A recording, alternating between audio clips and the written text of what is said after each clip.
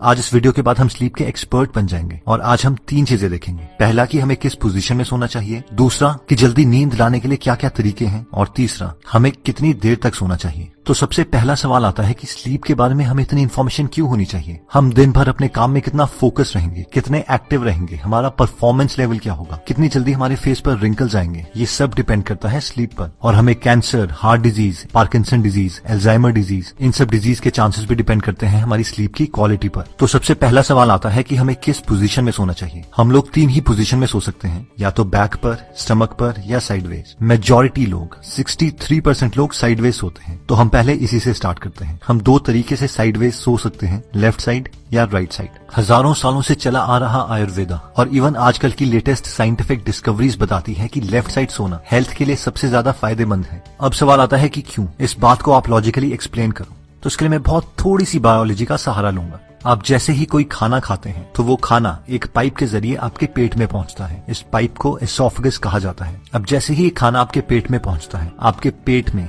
Gastric fluids release होते हैं, यानी एक एसिड रिलीज होती है जिसे उस खाने को डाइजेस्ट किया जाता है और नेक्स्ट सेक्शंस में पहुंचाया जाता है। अब ये एसिड वापस उस पाइप में एसोफेगस में ना आ जाए, इसके लिए एसोफेगस के एंड में एक वॉल्व लगा है जिसका काम है कि जैसे ही खाना पेट में पहुंचता है वो ऑटोमेटिकली बंद हो जाएगा। अब एज के कारण या और रीजन से ये वॉल्व ढीला पड़ जाता है, जिसकी वजह से पेट की एसिड्स एसोफेगस तक पहुंचने लगती है। अब क्योंकि हमारी बॉडी के अंदर हमारी स्टमक एक बीन की शेप में लेफ्ट हैंड साइड में है, इसलिए जब भी आप लेफ्ट हैंड साइड में सोते हो तो ग्रेविटी के जरिए हमारी सारी पेट की एसिड और खाना बॉटम में रहता है, जिसकी वजह से खाने को डाइजेस्ट करना बहुत आसान हो जाता है और आपके पेट की एसिड एसोफेगस तक नहीं पहुंचती। लेकिन अगर अब आप इमेजिन करो कि आप राइट हैंड साइड में सोए हो, तो आपने इस प्रोसेस को कम्प्लीटली ऑपोजिट कर दिया है और इसकी वजह से अब आपके पेट की एसिड आपके एसोफेगस तक पहुंचेगी, जिसकी वजह से आपकी छाती जलने लगेगी और टेक्निकल टर्म्स में इसे हार्ट बर्न और रिफ्लक्स भी कहा जाता है, जिससे हाइटल हर्निया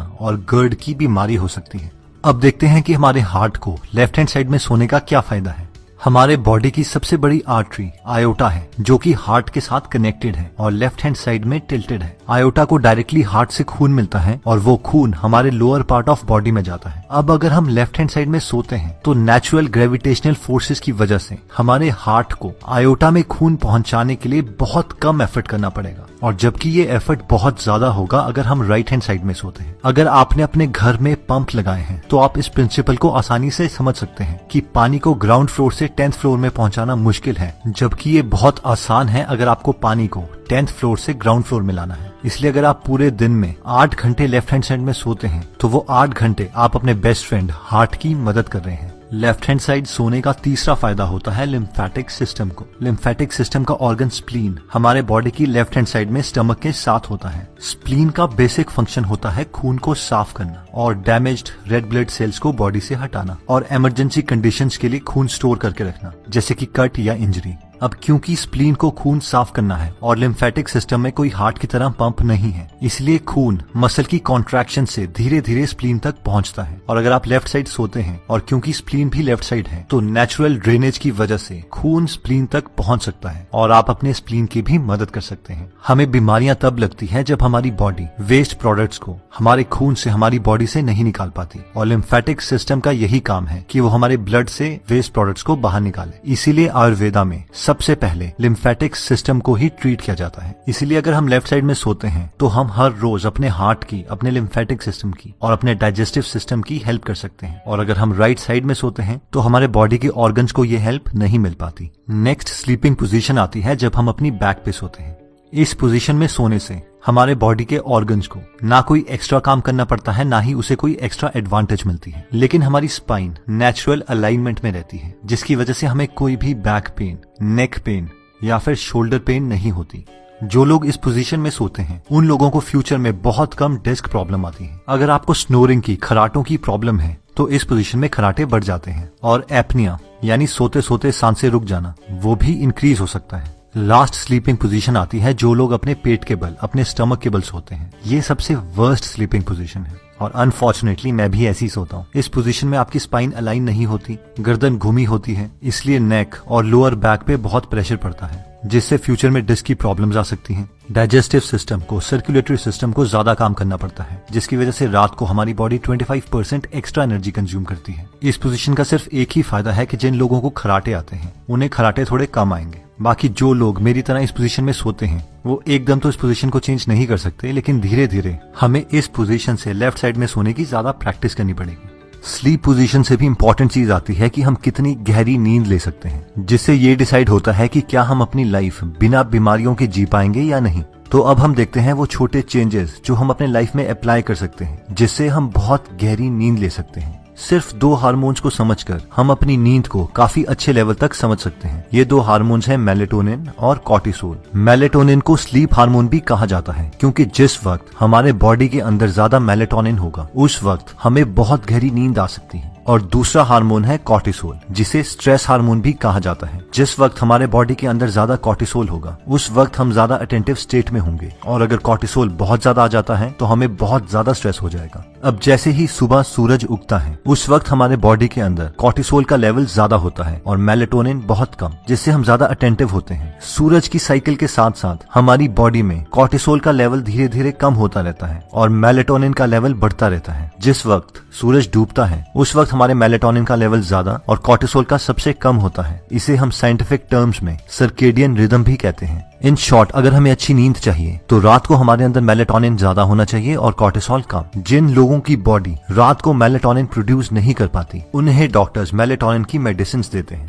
हमारा गोल हमारी बॉडी में मेलेटोनिन नेचुरल तरीकों से लाने का है, ना कि दवाइयां खाकर, जिसके ऑब्वियसली बहुत सारे साइड इफेक्ट्स भी हैं। अगर हमें अपनी बॉडी में मेलेटोनिन नेचुरल तरीके से पैदा करना है तो हमें अपने बॉडी को 2 कंडीशंस प्रोवाइड करनी पड़ेगी। पहला है डार्कनेस, यानी कमरे में पूरे तरीके से अंधेरा, और दूसरा है consistent sleep and wake cycle, यानी हर रोज ऑलमोस्ट सेम टाइम पर सोना और सेम टाइम पर उठना। कमरे में अंधेरा होना हमारी गहरी नींद के लिए इतना ज्यादा इंपॉर्टेंट है कि कॉर्नेल यूनिवर्सिटी के रिसर्चर्स ने एक एक्सपेरिमेंट किया, जिसमें उन्होंने एक आदमी को एक पूरे अंधेरे रूम में सुलाया, उसके साथ सेंसर्स अटैच किए और फाइबर ऑप्टिक केबल से एक 50 पैसे के सिक्के के बराबर थोड़ी सी लाइट उसके घुटने के पीछे कंसिस्टेंटली फ्लैश करी, और सिर्फ इतनी सी लाइट से उसकी पूरी स्लीप साइकिल डिस्टर्ब हो गई। और जो लोग रात को पूरे अंधेरे में सोने से डरते हैं वो रेड लाइट का नाइट बल्ब यूज कर सकते हैं। नेक्स्ट आता है ब्लू लाइट। हार्वर्ड के रिसर्चर्स ये कंफर्म कर चुके हैं कि ब्लू लाइट हमारा कॉर्टिसोल लेवल इंक्रीज करती है और मेलेटोनिन सप्रेस करती है, यानी डिक्रीज करती है। और अनफॉर्चुनेटली हमारे सारे गैजेट्स, हमारा सेलफोन, हमारे लैपटॉप, हमारा टेलीविजन, ये सारे ब्लू लाइट एमिट करते हैं। और रात के वक्त हर 1 घंटा जो हम इन डिवाइसेस के साथ गुजारते हैं उससे हमारी 30 मिनट की डीप स्लीप कम हो जाती है और फिर बीमारियां लगने लगती हैं। अब ऑब्वियसली हम इन फोन से इतना एडिक्टेड हो चुके हैं कि हम इन्हें नहीं छोड़ सकते, इसीलिए मैक्सिमम फोन्स में ब्लू लाइट फिल्टर का एक फीचर प्रोवाइड किया होता है, जिससे हमारी स्क्रीन पेल येलो कलर की हो जाती है। इस फीचर को यूज करके हम अपने स्लीप की क्वालिटी को इम्प्रूव कर सकते हैं। जिन लोगों के सेलफोन में ये फीचर नहीं है वो एंड्रॉइड में ट्वाइलाइट ऐप को डाउनलोड कर सकते हैं, जो सूरज के साथ साथ आपके मोबाइल का कलर भी चेंज करती रहेगी। और लैपटॉप के लिए f.lux एप्लीकेशन को डाउनलोड कर सकते हैं जो सेम फीचर प्रोवाइड करती है। नेक्स्ट पॉइंट कहता है कि maintain the body temperature. School में तो हमें सिखाया जाता है कि normal body temperature 98.6 degree Fahrenheit होता है, बट रियलिटी में ये पूरे दिन भर चेंज होता रहता है। अब हमारी बॉडी की नेचुरल टेंडेंसी है कि रात के वक्त हमारे बॉडी का टेम्परेचर कम हो जाता है ताकि हमें गहरी नींद आए। अगर हमारे एनवायरनमेंट का टेम्परेचर बहुत ज्यादा है तो हमारे बॉडी को बहुत ज्यादा काम करना पड़ेगा ताकि वो अपने इंटरनल टेम्परेचर को रेगुलेट कर सके। लकीली आजकल हम ऐसे एनवायरनमेंट में रहते हैं जहां पर हम अपने रूम टेम्परेचर्स को कंट्रोल कर सकते हैं। रिसर्चर्स बताते हैं कि हमारे रूम का टेम्परेचर स्लीप के लिए 16.6 डिग्री से 20 डिग्री सेल्सियस तक बेस्ट है। अपने बॉडी टेम्परेचर को कंट्रोल करने के लिए दूसरा ऑप्शन आता है कि हम सोने से 2 घंटे पहले गर्म पानी से नहा लें। अब ये सुनने में तो काउंटर इंट्यूटिव लगता है कि नहाने से तो हमारा बॉडी टेम्परेचर इंक्रीज हो जाएगा, लेकिन नहाने के बाद जैसे ही हमारे बॉडी का टेम्परेचर इंक्रीज होगा वो ऑटोमेटिकली हीट रिलीज करता रहेगा ताकि बॉडी का टेम्परेचर और एनवायरनमेंट का टेम्परेचर बराबर आ जाए। और फाइनली वो थोड़ी एक्स्ट्रा हीट रिलीज कर देगा जिससे बॉडी का टेम्परेचर एनवायरनमेंट के टेम्परेचर से थोड़ा कम रहेगा और हमें गहरी नींद आएगी। नेक्स्ट पॉइंट आता है कि हर रोज हमें कितने आवर्स तक सोना चाहिए।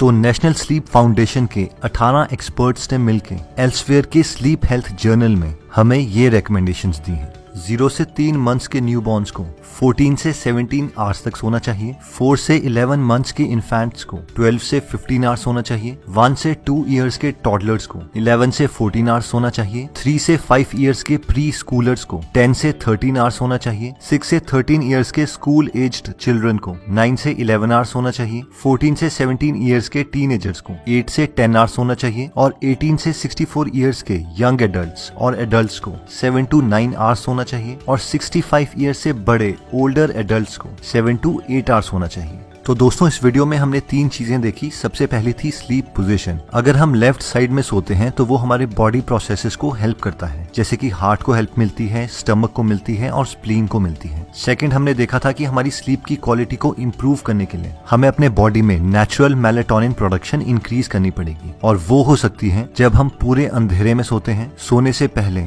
ब्लू लाइट को अवॉइड करते हैं या फिर स्लीप से 2 घंटे पहले गर्म पानी से नहा लेते हैं। और फाइनली हमने देखा था कि हमें हमारी एज के अकॉर्डिंग कितनी देर तक सोना चाहिए। दोस्तों अगर आप फ्री में हिंदी ऑडियो बुक समरी सुनना चाहते हैं तो डिस्क्रिप्शन में दिए हुए लिंक पे जाके आप हमारी गीगल ऐप डाउनलोड कर सकते हैं। वहां पे आप फेमस बुक सुन सकते हैं जैसे कि the miracle morning, you can and you will, how to make friends and influence people, E myth revisited, 0 to 1, Chanakya Niti, the one thing, power of habit, wings of fire, the monk who sold his Ferrari and many more. और हर हफ्ते इस app में हम एक नई audio book summary डालते हैं। अगर आप हमारी वीडियोस मिस नहीं करना चाहते तो हमारा पेज लाइक करने के बाद 3 डॉट्स के बटन को प्रेस करके फॉलो के बटन को सिलेक्ट कीजिए और फाइनली सी फर्स्ट के ऑप्शन को सिलेक्ट कर लीजिए। इससे आपको हमारी हर पोस्ट मिलती रहेगी। जय हिंद।